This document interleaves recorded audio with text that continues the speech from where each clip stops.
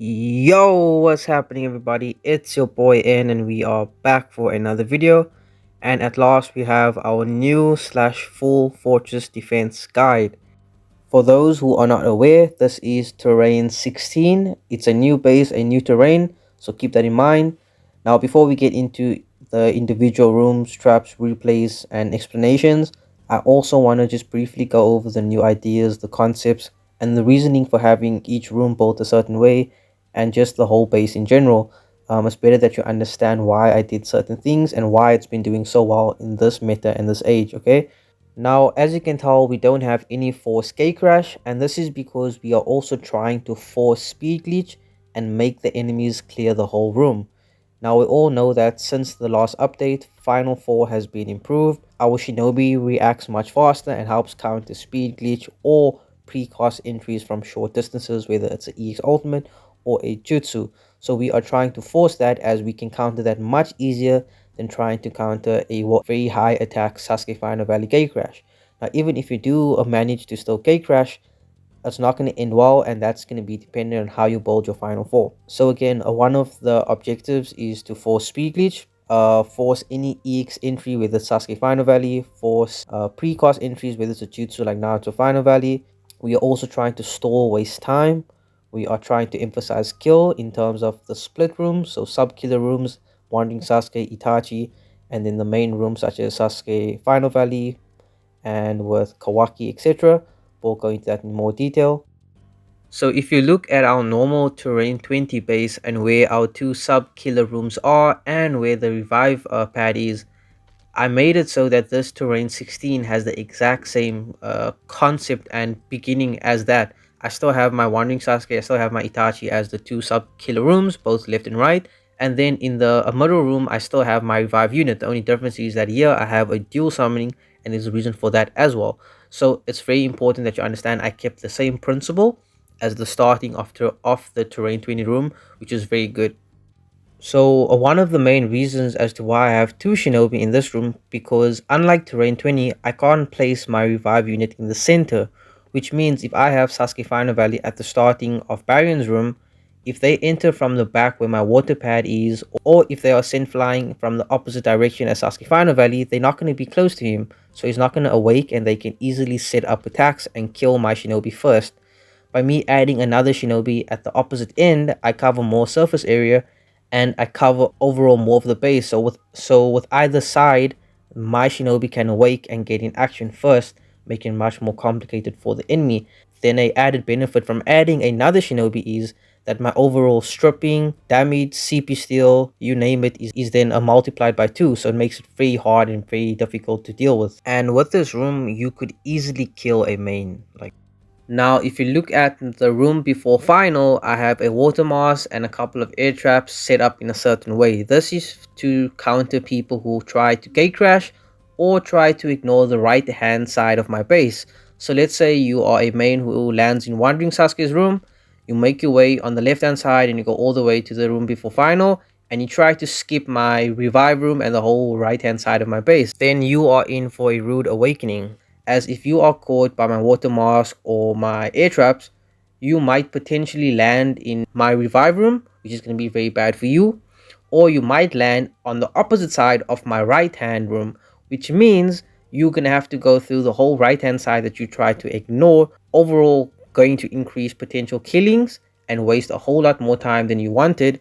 And again, it will force you to most likely clear my whole base, which then means you can't gate crash, and you're going to have to either precast the EX or speed glitch, which my final room is made to counter. And even if you do manage to gate crash, again, my final room is strong enough and good enough to still counter you. So it's very complicated and it's not going to be easy for you.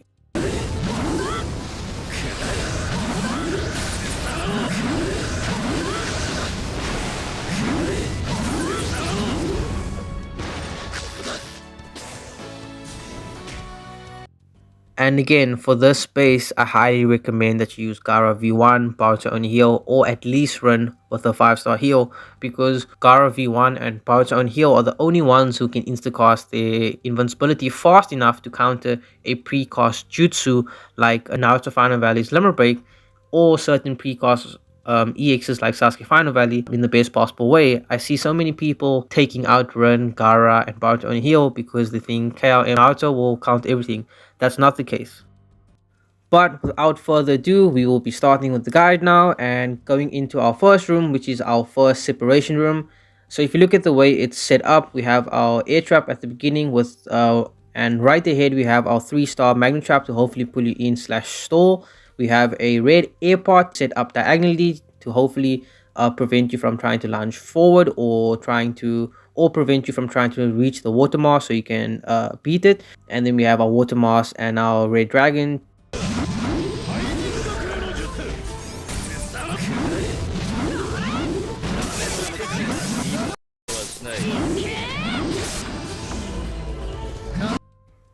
Okay, so if we look at our first sub-killer room, which is Itachi Anbu, he is a great Final 4 and outfield defender, one of the fastest evasion stripper units, especially with his limit break first. If you look at the room setup, we have air traps in vital spots where they might enter from, or just might step on, which could really help you kill a main or support unit.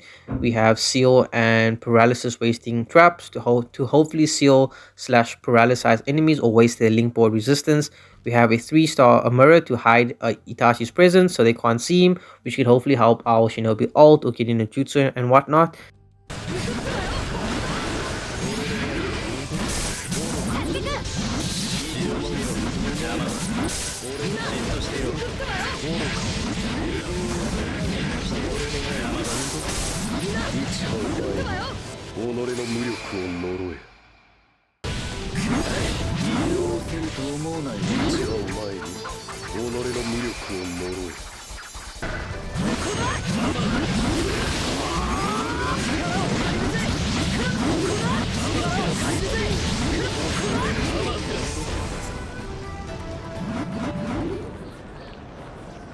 So because I'm using Itachi in my outfield, I have his old limit break in the 3rd slot. If I was using him in final, I would only put his new jutsu on.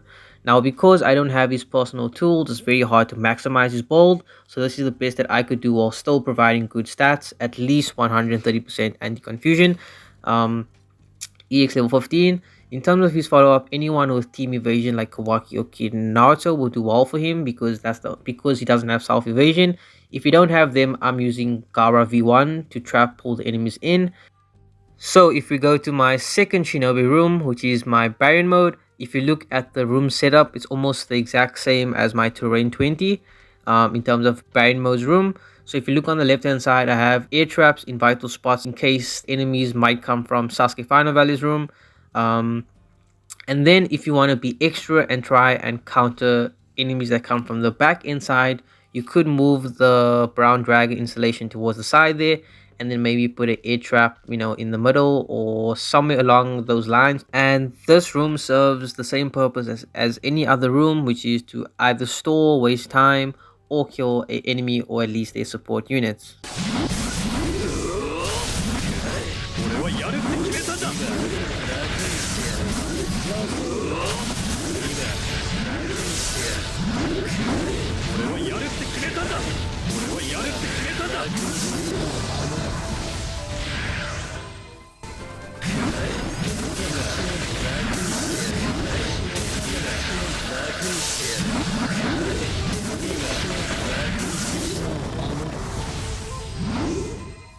So with Baron mode, you guys already know I have his limit break first and his punch second. That's going to emphasize a really good attack combo, and keeping his Rasengan third, that's gonna allow him to spam his EX more frequently. If you look at the way he's built with really high HP defense, really good attack, that's going to help him tank damage, as you guys saw from Sasuke Final Valley. That's helping him stay alive and hopefully ult the enemy or stay alive to at least stall longer. Okay, so for my revive room, we have Sasuke Final Valley featuring Kawaki in a double room. Now, I already explained why I have 2 shinobi in this room and their positions, so please go back to the beginning if you missed that explanation. In terms of a revive unit, there's no one better than Sasuke Final Valley, as he counters and does everything that you want him to do, including having EX revive cancel. In terms of the second shinobi, I have Kawaki because his jutsu animations is really fast. He also deals a huge amount of CP. He has good stripping abilities, good overall attack damage range. The only thing Kawaki lacks is evasion strip, but Sasuke Final Valley makes up for that.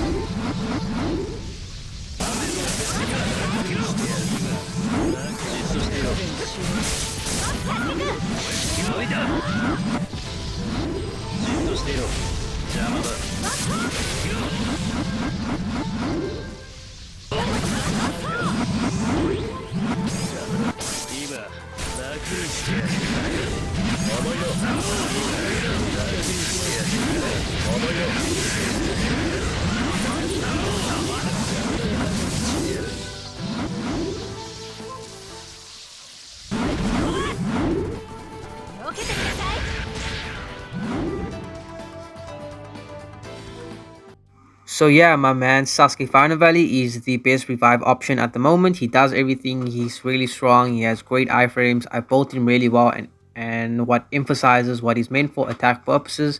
In terms of his follow up, I have a new one that I haven't tried before on him, which is Obito Range. Now this follow up is really good because it covers a large radius and it has a delayed knockback on his 4-star. Now Kawaki is really strong, similar towards Sasuke Final Valley, which is what makes them a very good combination. The only thing he lacks is a true iframe, which is not the worst thing, and then he also lacks evasion strip. Now thankfully Sasuke Final Valley's limit break strips evasion, so that covers him. We have Barion's follow-up, which helps pulls in enemies, extra CP steal, extra damage, which just makes for an awesome combination altogether. Now in terms of the next room, we have our water pad summoning, and this room is mainly meant to stall slash waste time, but we also hope it could kill 1 or 2 shinobi. I like to use a shinobi who could either kill you, that's both fairly well, or shinobi with good iframes that could stall more like Narukage, etc. So when you build shinobi, it's very important to look at what type of shinobi they are. So when you build them, you could use them to their fullest and build them appropriately. So for example, a Minato V1 is a blue type, which means he naturally will have a higher attack ratio, the same as red types, but they will have a lower defense ratio than normal, which means when I build him, I need to keep that in mind and focus on defense and HP so he can stay alive but also perform while building overall good stats. So it's very important to look at the shinobi that you're building and build them with a purpose. Then for our second sub-killer room, we have Wandering Sasuke. We have air traps in vital spots where the enemy might step or fly onto. We have a red part towards the entrance to hopefully block or stop any lunge attacks. And it draws the enemy's attention, whether it's support or main. In terms of a sub-killer room, anyone who's built fairly well with appropriate resistances and those with a limit break +1 and up for invincibility strip is really good. If they have evasion strip, that's even better.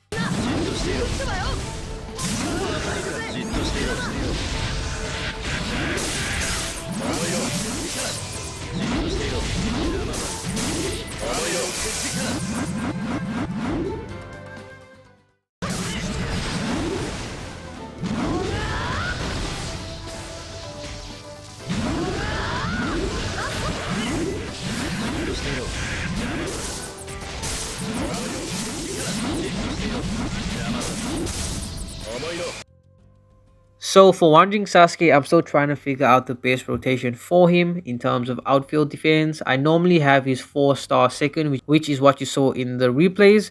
But because I made his old limit break +3 today with the enhanced discount, I'm trying his old limit break in second, and then we'll see how that goes. Now because he's a sub-killer room, I want him to kill, and he's also boosted, so I built him with really high attack and overall a good build. With his follow-up, I have Itachi V1. This will pull enemies in and provide him with a speed buff, as he does not have that. Like Itachi V1, like Itachi Anbu, he also doesn't have self-evasion. So if you can put on a follow-up like Kawaki or Kid Naruto, who provides team evasion, that could also be very useful. So for the next room, we have our stalling room. Now this works well in combination with the whole base, as you'll see in some replays. Again, we're aiming to stall here, waste more time. At the entrance, we have a seal and paralysis trap to hopefully waste link board resistances.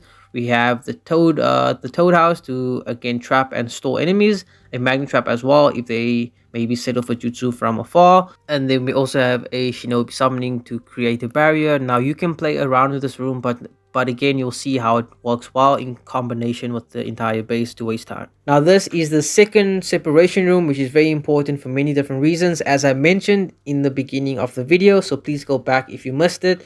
And again, it helps counter people who are wanting to gate crash. It helps counter people who try to ignore the right hand side of your base, by again trying to gate crash, and it does this by either throwing them back into the revive room or by throwing them into the right hand side of the room. So with this type of room, it's very important to try and be sneaky, or at least try to predict where the enemies might run to, so you can hopefully catch them off guard with air traps, with the water mask, and then hopefully send them flying into either your revive room or this room right here. And altogether it works very well with stalling and just making it very complicated for your enemies.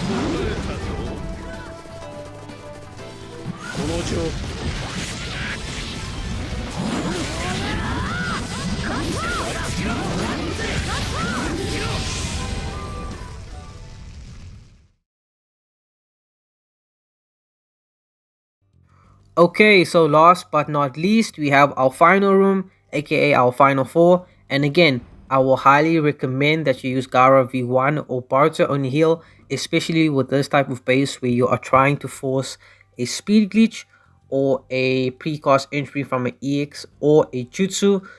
In that sense, you need Gara V1 or Barter on heal to counter that. First, if you have KLM Naruto, that will enhance countering speed glitch, but not entirely a precast entry from an EX or Jutsu. So again, if you don't have Gara V1 or Baruto only heal, then you might not counter the same as my final would in terms of precast entries besides speed glitch.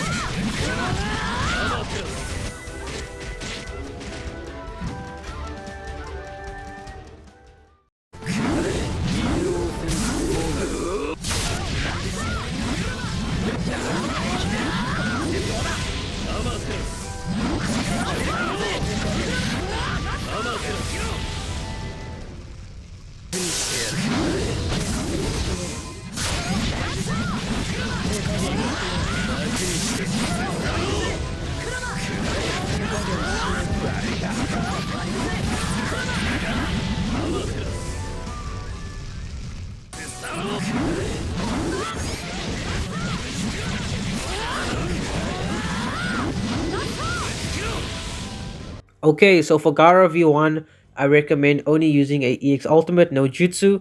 His role is to protect the team and stay alive for as long as possible. So we need to prioritize high HP and defense and to help tank damage. He is a orange type, so he gets 30% added paralysis for defense purposes. So we only need 100% there, 130% anti-confusion. Okay, and then we have KLM Naruto. Now I don't use a third jutsu, it's not necessary and I see no use for it. You want him to spam his new effects and his new limit break iframe together with Naruto Final Valley, and you guys have seen the replays.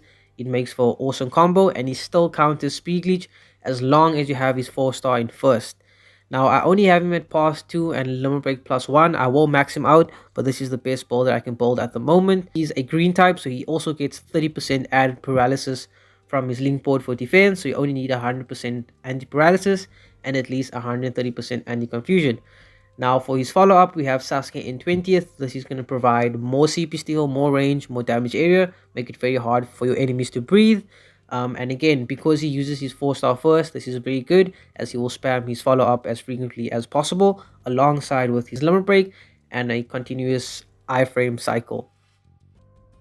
And then we have our main man, Mr. Shishui, with the same principle as KLM Naruto, only his new kit, no third jutsu, because we want him to spam his new effects with his limit break in first. That's going to enhance stripping abilities alongside the other effects like evasion and invincibility. If you look at the way he's built, high HP and defense to tank damage, stay alive, protect the team, very important, with balanced overall attack, etc. So keep that in mind. If you look at his special cards, this is free, everyone should have this. I have 2, we could exchange for an extra one. This card allows him to tank more damage from an EX Ultimate. That's going to help him hopefully stay alive, hopefully alter enemy, and continue to be in the game. This card enhances evasion, so essentially he gets 40% evasion. In terms of his follow-up, we have Sasuke vs Jigen, very similar towards Sasuke in 20th. Like Sasuke in 20th, it will provide extra CP steal, extra range, extra damage, make it very hard for your enemies to breathe. Okay, last but not least, we have Naruto Final Valley with a double limit break. This is to ensure that he insta-casts his new limit break first alongside its buffs and debuffs. That greatly helps the team and himself. So if you look at the way he's built, he has an attack power of 71k and crit at 53%. Now that's really strong. And my main reason for building him like that is that I'm trying to make up for the lack of damage that Gaara V1 does not provide, as he is a supportive unit with only his EX Ultimate. So again, I'm trying to think outside the box and cover all bases. If you look at the way he's built, he also has a high amount of HP and defense and overall good stats. That's going to help him tank damage, stay alive, look after the team, and do his thing. And that's the end of the video. I hope you guys enjoyed it. I hope I gave some new insights. I hope it was interesting. I hope it was fun and creative. I'm really exhausted, so I can't say much more. Thanks for watching and have a good one.